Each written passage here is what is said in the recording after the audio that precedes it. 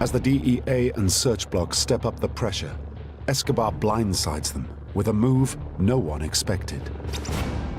On June 19th, 1991, he hands himself over to the Colombian authorities on the condition they deny US extradition requests.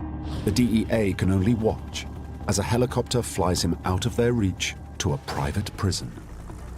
When Escobar turned himself in, we were extremely disappointed because we felt that we were really getting close to him. It was just a matter of time. Sentenced to just 8 years on a minor drugs charge, the authorities think Escobar will be harmless behind bars. As much as the DEA did not approve, you have to understand that the government of Colombia was facing a situation they had never seen before. No government has ever seen it before, where a man was setting off explosives, paying off politicians, killing politicians, killing journalists, killing innocent civilians. What were they going to do? They were searching for a solution. From day one of his jail time, it's obvious that Escobar isn't going to suffer behind bars. The whole complex has been designed and built by his organization. Even the guards are on his payroll, and no police are allowed within 12 miles. They had a discotheque, soccer field with lights, big TVs, best stereo sets you could come up with. There were double walls that contained weapons, money, drugs, you name it. I mean, it was not a prison, it was not a jail, it was country club living, basically. Joe Toft is disgusted by the one-sided deal. Everything was just, I mean, smelled awful. I mean, it was a complete capitulation by the government, again, because of fear. With the search bloc and DEA off his back, Escobar has time to rebuild his drug empire. Thousands of kilos of cocaine are again on the move to the United States. And we knew that was happening. We had intelligence on this, and we had been providing information to the government, to the president. Nobody wanted to acknowledge that, and I think that was part of the arrangement that they had with Escobar. A year later, protests about Escobar's luxurious conditions forced the government to order his transfer to a high-security prison. But nothing goes right. It was a combined army and police operation that was not well coordinated.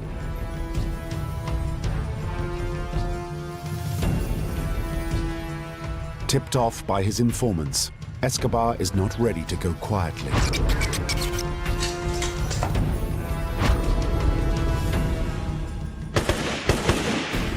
While his men try to hold off the troops sent for him, he breaks out and heads back to Medellín. Joe Toft and his team welcome the news. He had escaped from prison, he had violated his agreement, and it placed us in a position to be able to be much more focused and interactive with the government because they now saw that their strategy, their agreement with Pablo Escobar failed. You know, I remember celebrating with the police officers that we trusted we worked with. It was a day, okay, we're back on, the game is back on. Now we're gonna go out and get them.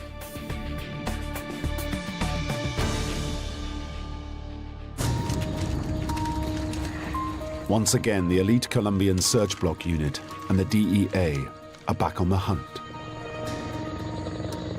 We realized immediately that we would be going back to work exclusively to try and track down Pablo Escobar.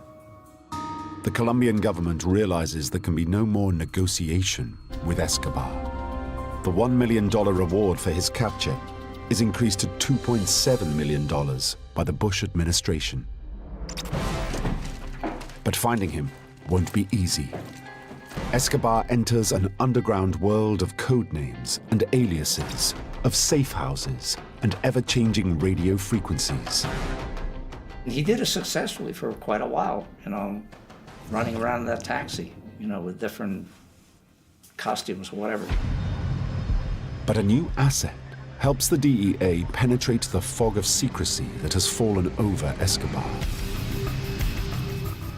Codenamed Centrospike and operated by a top-secret US Army intelligence unit, this is a flight of specially converted civilian light aircraft. Their state-of-the-art radio direction finding equipment homes in on Escobar's radio telephone calls. The role of the US in terms of providing the high-tech capability to track the phone calls, it was clearly absolutely crucial. Toft and his team feed information from Centrospike to Colonel Martinez and the search block to help them locate his hideout. Sensing his pursuers closing in, Escobar ratchets up the violence. On January 30th, 1993, he tries unsuccessfully to kill the head of the Colombian security service with a car bomb.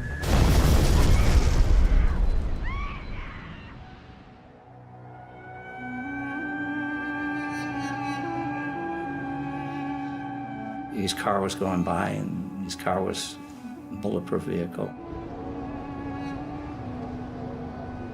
It blew the car to one side.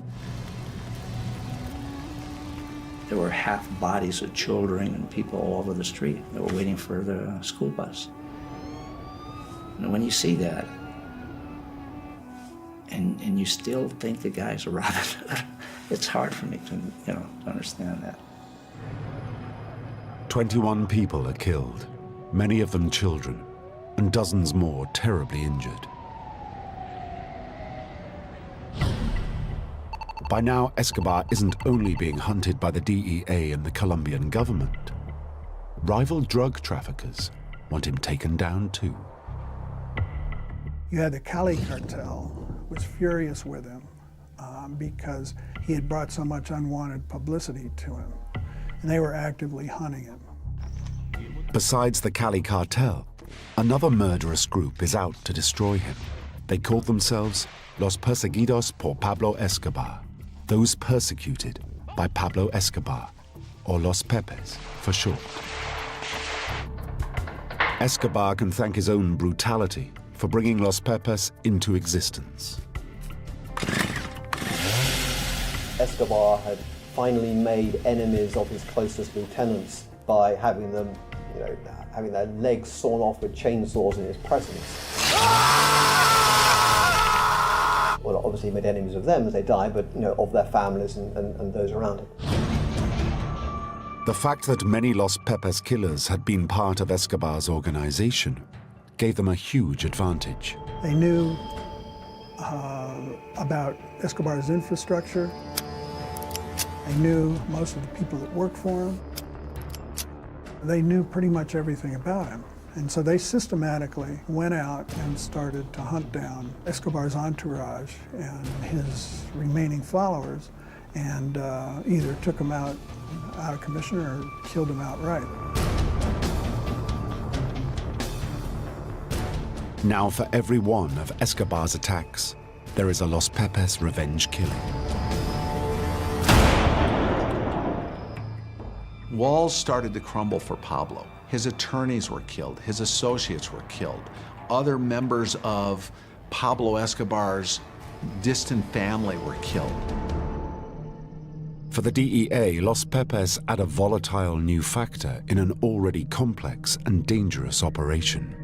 When we became aware that who the Los Pepes were, it was very important for DEA to recognize that and not in any way get tainted by the Los Pepes.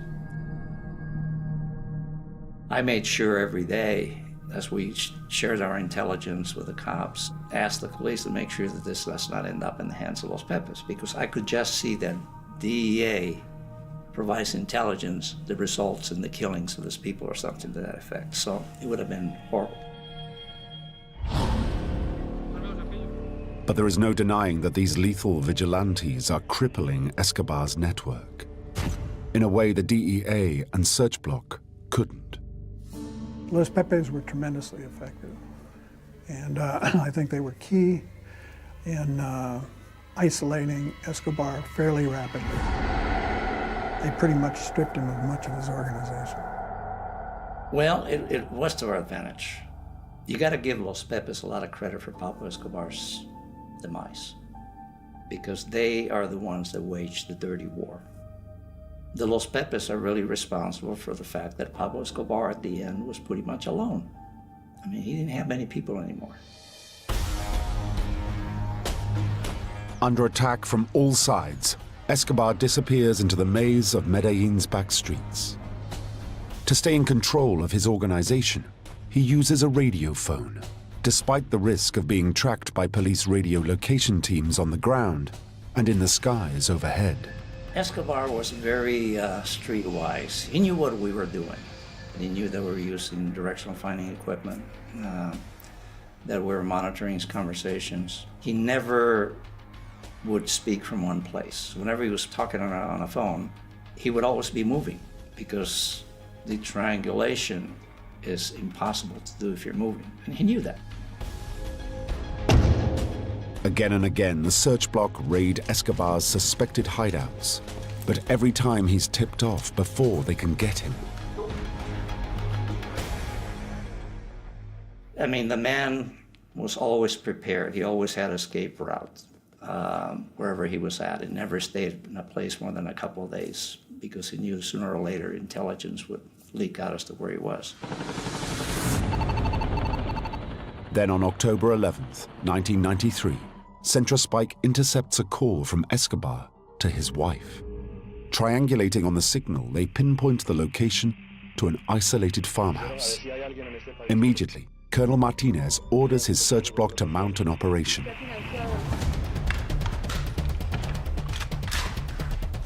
Journalist Simon Strong gets caught up in the action. He said, Simon, we're going now. We have a bead on where Escobar is.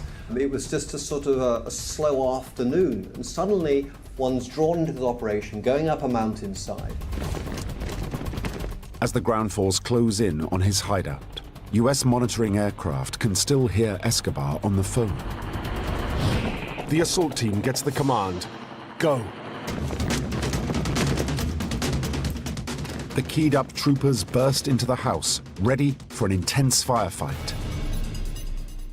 But there is no sign of their prey.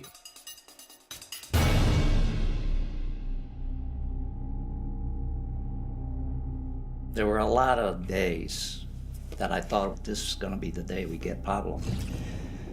And it ended in disappointment.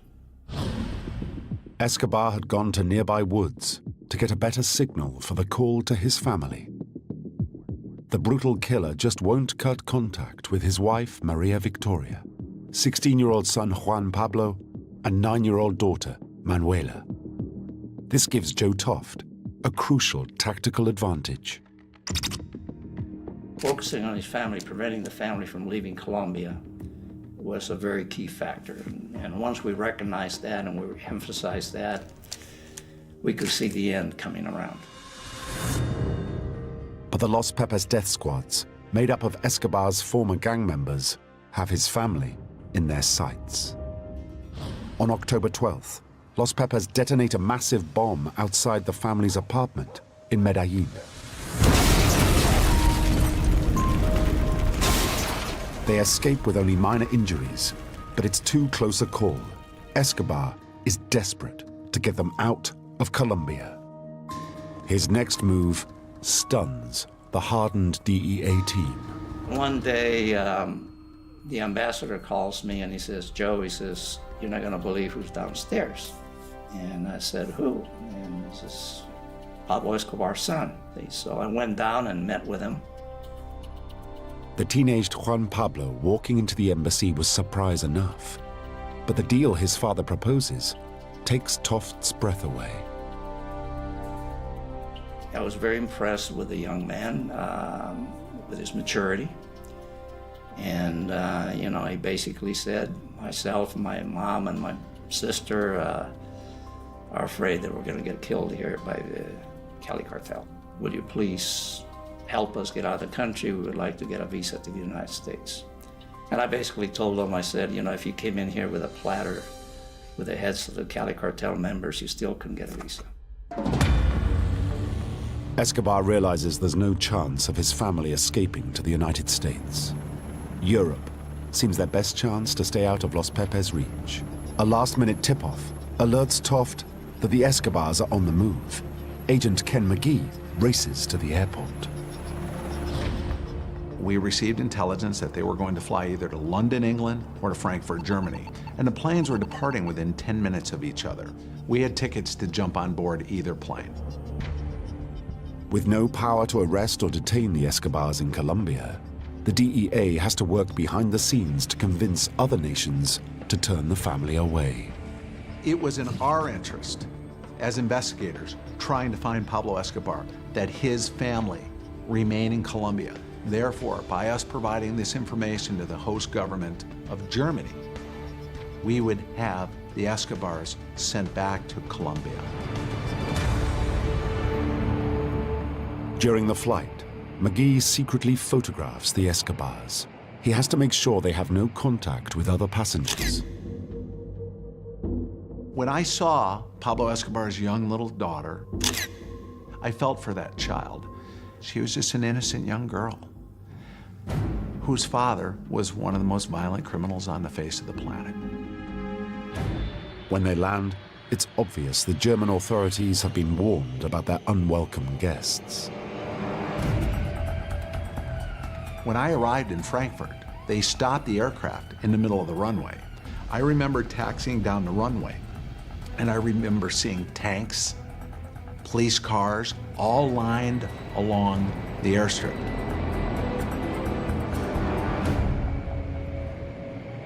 And they escorted the Escobars off the aircraft and took them into a quarantined area, so to speak, in regards to determining what they were going to do with the Escobars.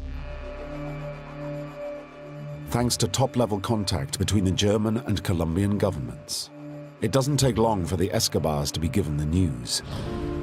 Their plea for asylum is rejected. When he gets the news, Escobar goes into meltdown. The minute he heard that Germany had denied the request, he was on the phone making threats, calling the German embassy, saying he would kill people, saying he would blow things up. There was no telling what would happen. When they get back to Colombia, Escobar's family are taken to a hotel in the capital, Bogotá, under heavy police guard. As expected, Escobar immediately calls his wife. The plan to take him down is on a knife edge. The walls were caving in around Pablo Escobar. He was taking more risks. He was making more phone calls. He was also becoming more threatening in his tones. His acts of desperation made us feel that we were getting closer and closer and closer.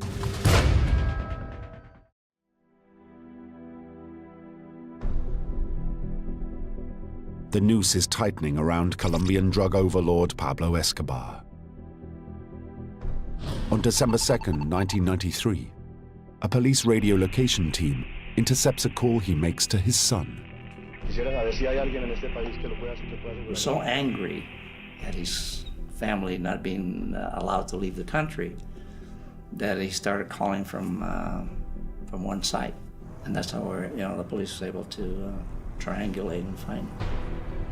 The commander of the search block, Colonel Hugo Martinez, has given the job of tracing Escobar's calls to the one man he knows he can trust absolutely, his own son. So you have father and son in the world of criminal organization, and you have father and son in the world of law enforcement and what stands for right, good versus evil. The phone trace leads the younger Martinez to a quiet residential street. Suddenly, he sees a figure at a second-story window. Every man in the Colombian police and DEA knows that face. It's Escobar. We immediately contacted his superiors, to include his father, to say exactly where he was at and what he had found. With just 2 men, Martinez calls urgently for backup.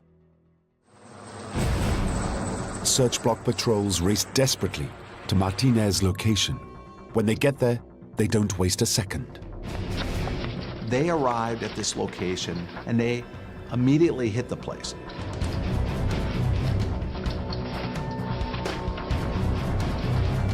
Even when cornered, Escobar shows how dangerous he can be. He was armed with 2 semi-automatic pistols. Escobar jumps from a back window to the roof of another house. He had no idea that the place was surrounded. When he jumped out into the roof, he was shooting back at the window, thinking that he was being chased. He was hit 3 times. He was wounded. He continued fire.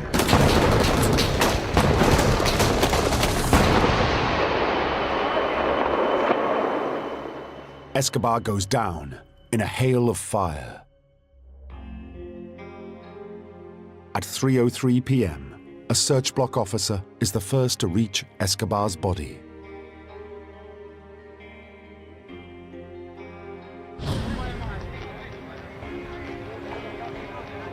When Pablo Escobar was killed on that rooftop, the very first message transferred over the radio was, "Viva Colombia! Matamos a Pablo Escobar. Long live Colombia. We've just killed Pablo Escobar."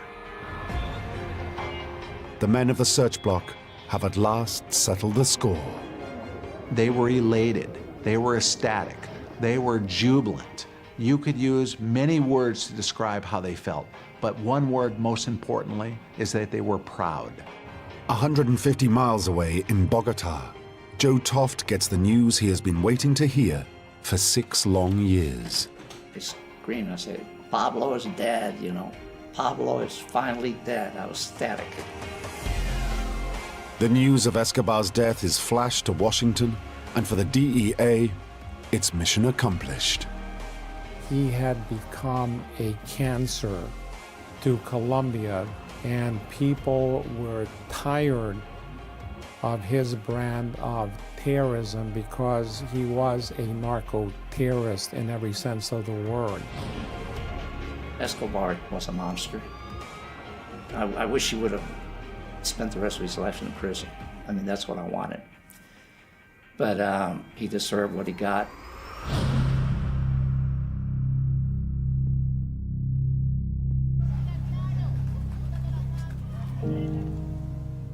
Even for Joe Toft, the successful end to the Escobar case has its downside. I have 3 kids that I left behind. And to this day, I feel guilt for my first marriage, you know, of having left them. And if I had to do it over again, I would not go because of my kids.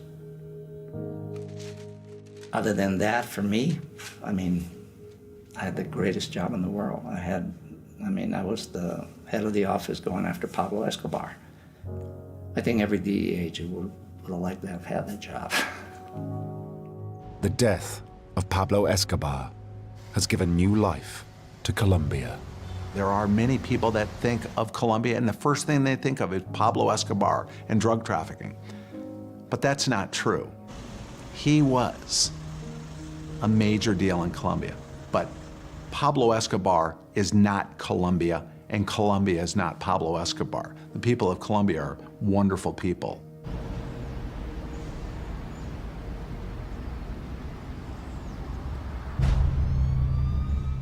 Escobar's cocaine empire left a trail of death from Colombia to the USA and across the globe. Pablo Escobar was the biggest criminal on the face of the planet, and the world will never see a criminal that big. There will be drug traffickers, there will be other criminals, but no one will grow to have that amount of power.